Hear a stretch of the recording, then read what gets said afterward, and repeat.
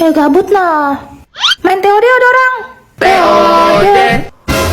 Truth or dare? Dare aja deh. Dare. Iya, itu maksudnya.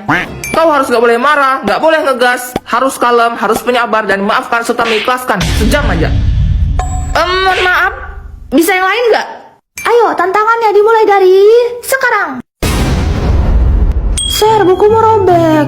Iya, gak apa-apa. Hutangku sama kau gak usah kubayar lah ya. Dikit juga tuh. Iya, santai aja. Oh iya, Mon. Pulpenku kemarin yang kau pinjam 5 biji kemana? Nah, hilang, Sir. Gak tahu kemana. Oh ya udah, biarin aja. Gak usah diganti. Mon, 15 menit kemudian. kok jadi serem ya? Kau ngerasa gak sih? Iya kan, kayak kesambet. Udah aja kali ya. Sir, udah stop.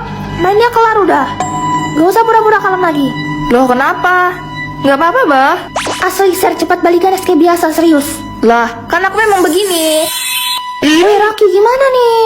Jangan kau tanya aku pun takut, coy. Oh iya, tadi kalian nyontek jawaban matematika aku ya? Pasti Serena marah nih. Kenapa nyonteknya cuma setengah? Semuanya aja, Bah. Nih, nah, salin cepat.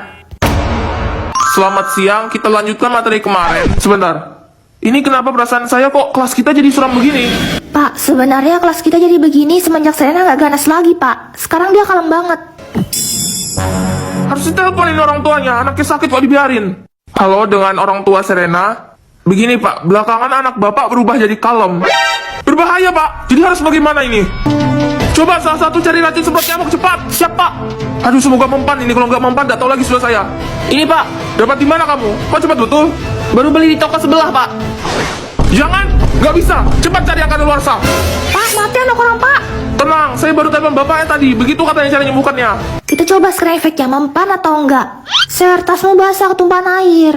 Mana? Siapa yang numpahin, ah? Nah, akhirnya. Bocan.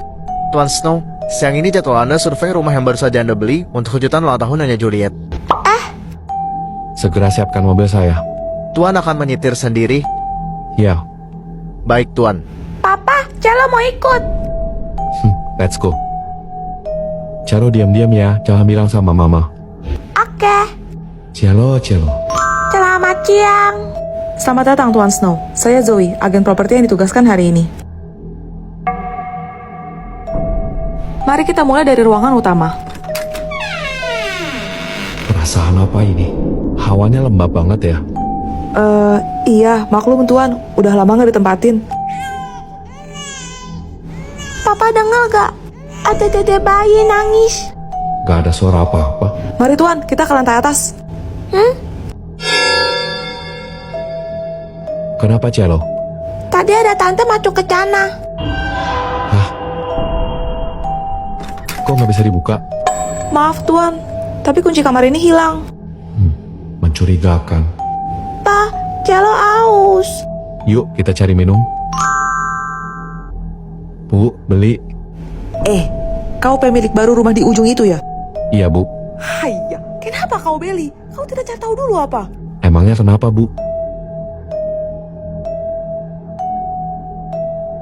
Rumah itu dulunya bekas praktek bidan aborsi. Apa? Aska, cepat ke sini. Anda memanggil saya, Tuan? Tolong bantu saya dobrak pintu kamar ini. Baik. Tempat apa ini?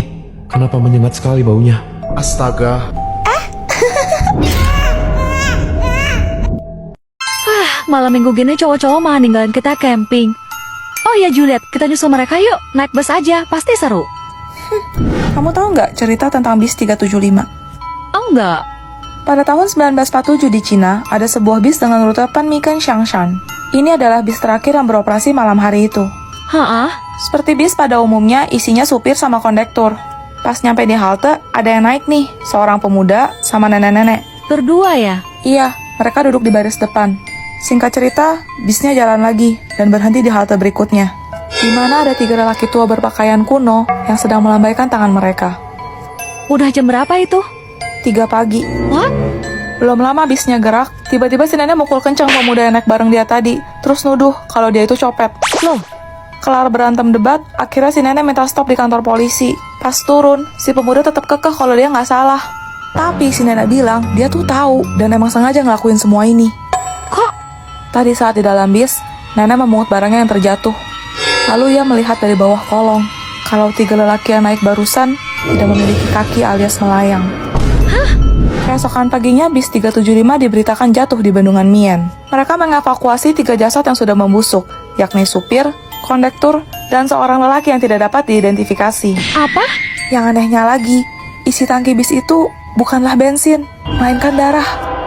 Lalu ketika polisi mencari pemuda dan sang nenek untuk dimintai keterangan, mereka berdua ditemukan sudah dalam keadaan tak waras. Maksudnya gangguan jiwa gitu? Jadi, masih berani naik bis malam-malam. Selamat pagi, Direktur Juliet. Pukul 10 ada kontrak senilai 20 miliar yang sudah menunggu untuk Anda tanda tangani. Pukul 11 harus pergi ke peresmian mall baru untuk potong pita. Dan pukul 12 pernikahan Anda. Oh iya, hampir aja aku lupa. Nona Juliet, apakah Anda bersedia menikah dengan pria di hadapan Anda? Enggak, Tapi kenapa? aku tahu kamu selingkuh sama Tifa, dan bukti video hot kalian udah aku kirim ke grup. Apa? Gawat. Ini mutlak kesalahan kamu. Jadi semua biaya pernikahan dan bulan madu silahkan tanggung sendiri. Sisanya bicarakan saja dengan pengacaraku. Hah, cuma punya duit aja kok bangga. Udah ngerasa hebat ya? Kejar terus tuh Karin. Sampai masak sama cuci bajuku aja nggak pernah. Kamu benar, aku emang cuma punya uang doang. Jadi aku tinggal cari suami yang bisa ngurus rumah dong. Cih, mana ada cowok yang mau? Gajinya 100 juta sebulan. Ada yang minat? Aku.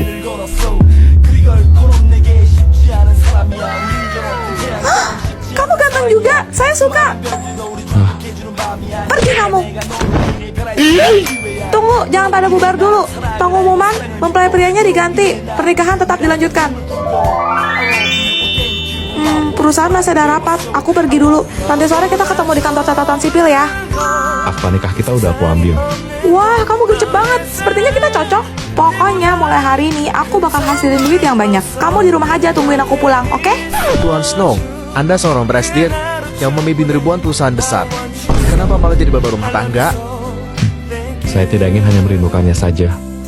Snow ini buat kamu. Jangan jauh-jauh dong sayang. Ini kan malah mengantin kita.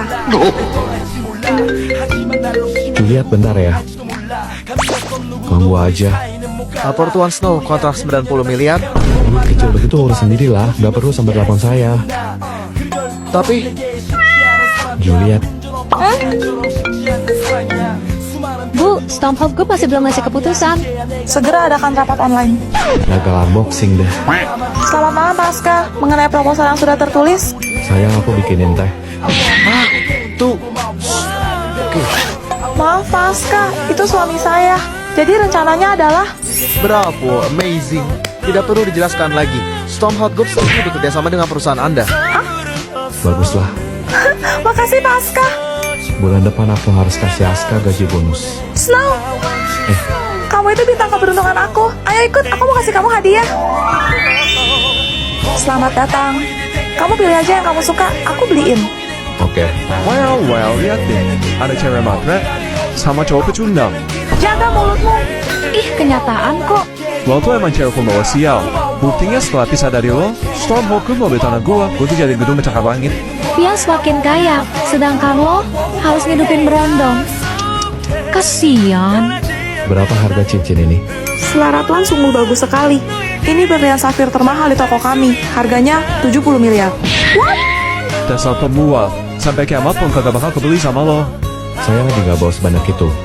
Boleh saya ketemu sama pemilik toko ini? Tuh kan ngomong gede doang. Bener-bener gak tahu malu. Cukup Snow. Ada apa ini? Kenapa bengong? Cepat rumuskan. Baik. Silahkan Tuan. Gak mungkin. Pak Aska, jadi kapan pembayaran? Stormhold Group telah membatalkan pembelian dengan pihak Anda. Tapi kenapa? Karena Anda berani menyinggung nyonya besar Stormhold Group. Jadi dia Cincin ini sangat cantik di jari manismu, istriku. Percayalah akan cinta, dan kebahagiaanmu akan segera datang. Ih, kakak Beldala. Matang, aku bocor. malu-maluin gua aja lu. Vian, boleh pinjam jaket nggak? Enak aja. Jaket gua ini mahal tahu. Please, Vian. Jorok banget sih lu. Jijik gua. Kita putus. Cepat tutupin. Makasih ya. Ini katanya cewek kalau lagi dapat suka yang manis-manis. ini kan coklat kesukaanku. Iya, baik banget.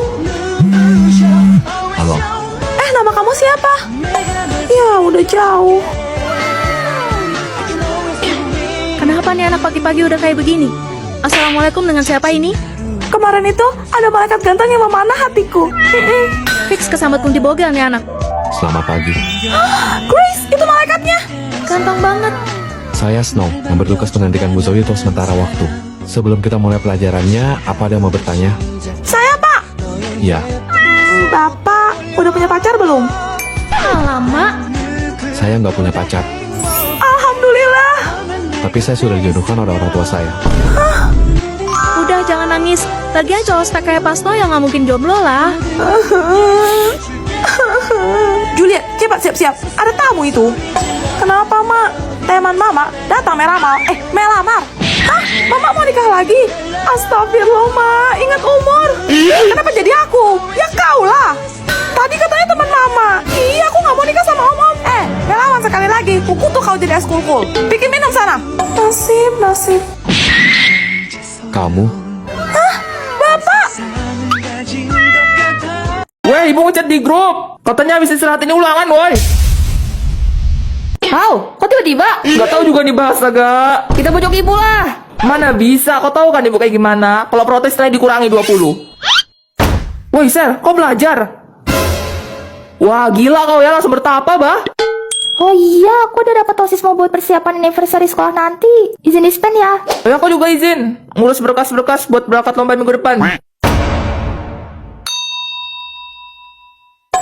Loh, ini kok pada hilang makhluk poni kelasnya? Pindah sekolah kah? Enggak, Bu.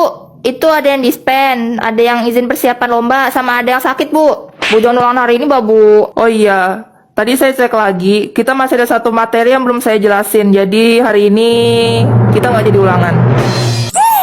Yes, saya absen dulu ya biar tahu siapa-siapa aja yang nggak ada di kelas. Kok perasaanku nggak enak ya? Padahal udah terhindar dari mara bahaya ulangan loh. Ini pertama kali saya masuk kelas ini ya. Saya absen dulu biar kenal muka-muka nggak ada ala kalian. Makaroni. Maaf, Bu, mau nikah, Bu. Siapa lagi nih? Donat. Bu, maaf, Ronald. Nama saya Ronald, Bu. Terus catering. Oh, ini mamanya pasti punya usaha makan catering ya. Bu, maaf, namanya Catherine. Maaf ya. Kayaknya kacamata saya ketukar ini. Soalnya kemarin saya habis berenang di sungai. Jangan bilang tuh kacamata renang. Ya, lanjut. Paramex. Paramita, Bu. Oh alah. Oke, lanjut. Ini kenapa nama kalian nama makanan semua ya? Duh, gak enak perasaanku nih, Bah. Sereal. Serena, Bu. Tuh kan Serena, SSRR Enana, Serena bukan sereal, makanan bergizi seimbang siap santap siap pagi. Pelajaran kita sudah selesai. Oh ya, kalian mau study tour ya? Ya Bu, kita berangkat besok naik bis. Hei Tayo, dia bis kecil ramah. Kamu tahu nggak alasan kenapa bis Tayo bisa hidup dan bicara selayaknya anak kecil? Enggak. Ada sumber yang mengatakan bahwa Hana sang mekanik memiliki 4 orang anak yang bernama Tayo, Rogi, Gani, dan Lani, di mana mereka semua tewas dalam kecelakaan maut. Dalam episode The Best Mechanic, sosok Hana digambarkan sebagai perempuan yang sangat pintar. Ia merupakan lulusan terbaik yang handal dalam bidang otomotif.